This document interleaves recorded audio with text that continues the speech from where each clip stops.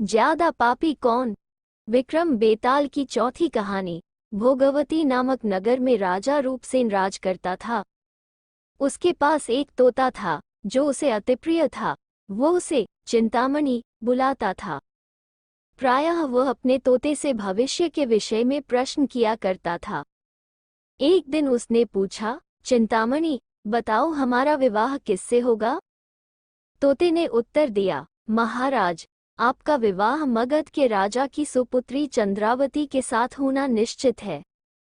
राजा ने जब ज्योतिषी को बुलाकर इस संबंध में चर्चा की तो उसने भी यही बताया कि महाराज रूपसेन की पत्नी मगध की राजकुमारी चंद्रावती ही होंगी।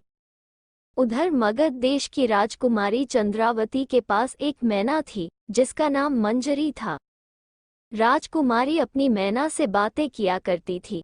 एक दिन उसने मैना से पूछा, मंजरी, मेरा विवाह किसके साथ होना नियत है। मैना ने उत्तर दिया, भोगवती नगर के राजा रूपसेन के साथ। ये बात सत्य सिद्ध हुई। कुछ माह पश्चात दोनों का विवाह हो गया और चंद्रावती भोगवती नगर की रानी बन गई। वो अपनी मैना साथ लेकर आई और उसे राजा के तोते के साथ एक ही पिंजरे में रख दिया गया। कुछ दिन तक तो तोता और मैना प्रेम पूर्वक रहे, किंतु एक दिन दोनों में झगड़ा हो गया। मैना कहने लगी, पुरुष पापी, अधर्मी और धूर्त होता है। तोते ने कहा, स्त्री झूठी, लोभी और हत्यारिन होती है। दोनों में तेज बहस होने लगी। बात राजा रानी तक पहुंची। राजा ने पूछा, तुम दोनों क्यों लड़ रहे हो। मैना ने कहा, महाराज, पुरुष बुरे होते हैं। राजा ने पूछा, कैसे। तब मैना ने एक कहानी सुनाई। महाधन नामक एक सेठ इलापुर नगर में रहता था। उसका एक ही पुत्र था जो बड़ी मन्नतों के उपरांत जन्मा था। सेठ ने बड़े लाड़ प्यार से उसका पालन पोषण किया था, जिसके कारण वह बिगड़ गया था। गलत संगति के कारण उसे जुआ खेलने की लत पड़ गई थी।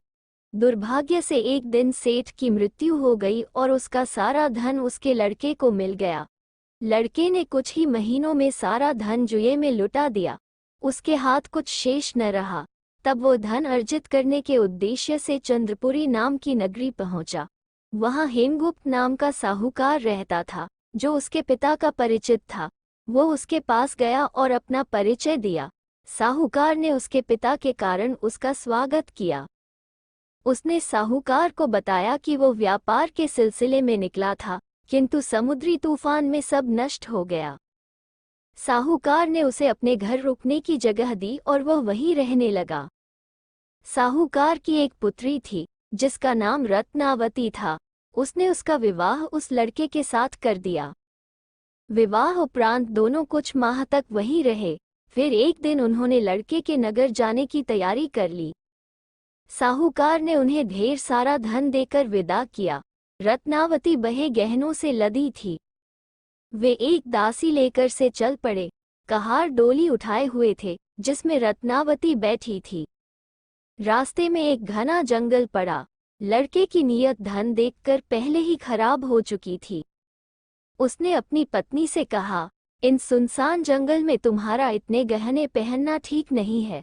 ऐसा करो कि तुम अपने गहने उतारकर एक पोटली बना दो, उसे मैं अपनी कमर में बांध लेता हूँ। रत्नवती ने वैसा ही किया। उसके बाद लड़के ने कहारों को वापस भिजवा दिया और वहां से पैदल यात्रा आरंभ की। वे कुछ ही दूर पहुंचे थे कि लड़के को एक सूखा कुआं दिखाई पड़ा। वह लोभ में अंधा हो चुका था। उसने दासी को मार दिया और अपनी पत्नी को कुएं में जिंदा फेंक दिया ताकि वो डूबकर मर जाए। फिर वो सारा धन लेकर अपने नगर चला आया। उधर कुएं में गिरी लड़की चीख पुकार मचाने लगी। एक मुसाफिर वहां से गुजर रहा था। उसने उसकी आवाज सुन ली और उसे कुएं से बाहर निकालकर उसके घर पहुंचा दिया। घर पहुंचकर लड़की ने अपने पिता को सच नहीं बताया। कह दिया कि रास्ते में डाकुओं ने उसने गहने छीन लिए, दासी को मार डाला और उसके पति को अपने साथ ले गए। पिता ने उसे ढांढस बंधाया कि चिंता मत कर, यदि तेरा पति जीवित होगा तो लौट आएगा। उधर लड़का अपने नगर पहुंचा। वहां वो फिर जुए में डूब गया और कुछ ही महीनों में सारा धन लुटा दिया। उसके पास कौड़ी न बची।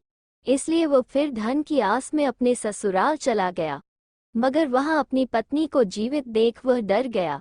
तब उसकी पत्नी उसे अपने कमरे में ले गई और बोली, मैंने घर पर कुछ भी नहीं बताया, वे सब ये सोचती है कि तुम्हें डाकू उठाकर ले गए थे।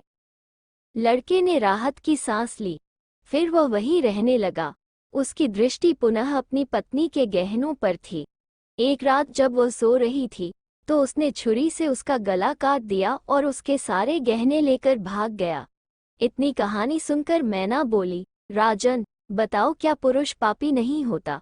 राजा बोला, पहले तोते की कहानी भी सुन लूं। तोते ने अपनी कहानी शुरू की।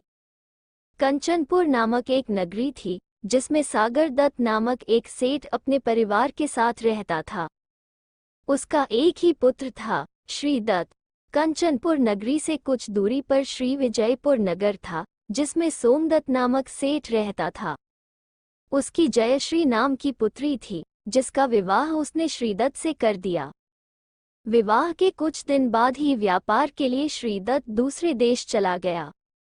जयश्री उसकी प्रतीक्षा करने लगी, किंतु प्रतीक्षा करते करते 12 वर्ष व्यतीत हो गए और श्रीदत्त नहीं लौटा। एक दिन जयश्री अपने घर की अटारी पर खड़ी थी। उसे नीचे खड़ा एक रूपवान व्यक्ति दिखाई पड़ा। वो उसे देखते ही मोहित हो गई। उसने उस व्यक्ति को अपनी सखी के घर बुलाया और वहां उससे मिली। उस दिन के बाद से दोनों के मिलने का सिलसिला चल पड़ा। रात में वो उस सखी के घर चली जाती और रात भर वहां उस व्यक्ति के साथ रहकर सुबह अपने घर लौट आती। इसी तरह दिन बीत रहे थे। एक दिन श्रीदत्त लौट आया। उसे देख जयश्री चिंतित हो गई कि वो अब कैसे अपने प्रेमी से मिलेगी। किंतु उस रात थके होने के कारण श्रीदत्त जल्दी सो गया और अवसर पाकर जयश्री अपनी सखी के घर जाने लगी। रास्ते में एक चोर ने उसे देखा तो सोचा कि इतनी रात में एक अकेली औरत कहाँ जा रही है। वो उसके पीछे हो लिया। उसने देखा कि वो एक मकान में घुस गई है। वो उस मकान की खिड़की से झांकने लगा। जयश्री अपने प्रेमी के पास जाकर सो गई।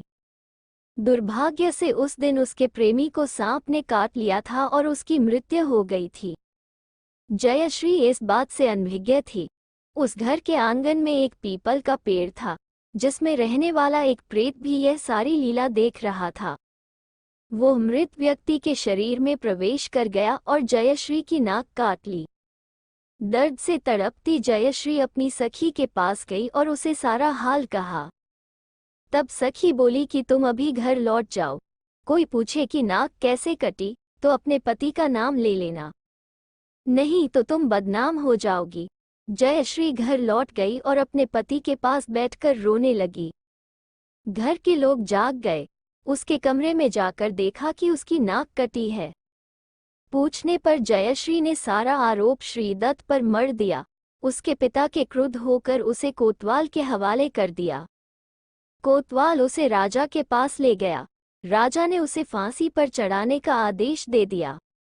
जब श्रीदत्त को फांसी पर चढ़ाने के लिए ले जा रहा था तो वहां वो चोर भी मौजूद था।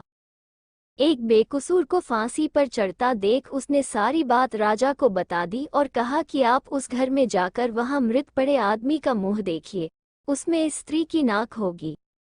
राजा ने कोतवाल को भेजा। उसने वापस आकर बताया कि ऐसा ही है। राजा ने जयश्री का सिर मुंडा कर मुंह पर कालिक पुतवा कर पूरे नगर में घुमवाया। ये कहानी सुनाकर तोता बोला, राजन, दो ऐसी होती है स्त्री। बेताल रुक गया और विक्रम से पूछा, राजन, बता दोनों में ज्यादा पापी कौन है, स्त्री या पुरुष? यदि तूने जानते हुए भी मेरे प्रश्न का उत्तर नहीं दिया तो तेरे सिर के टुकड़े टुकड़े हो जाएंगे। विक्रम को उत्तर ज्ञान था। वह बोला, ज्यादा पापी स्त्री है। कैसे? बेताल ने पूछा। विक्रम ने कहा, पुरुष कितना ही दुष्ट हो, उसे धर्म का थोड़ा बहुत विचार रहता ही है, किंतु स्त्री को नहीं रहता, इसलिए वो अधिक पापिन है। विक्रम के उत्तर देते ही बेताल ने कहा, तू बोला और मैं चला, और वह उड़कर फिर से मसान में जाकर पेड़ पर उल्टा लटक गया। विक्रम उसके पीछे पीछे गया और पेड़ से उतारकर उसे पीठ पर लाद कर चलने लगा। बेताल उसे फिर एक नई कहानी सुनाने लगा। तो दोस्तों, आपको ये कहानी कैसी लगी? अगर वीडियो अच्छी लगी तो चैनल को लाइक, कमेंट, सब्सक्राइब जरूर करें। धन्यवाद।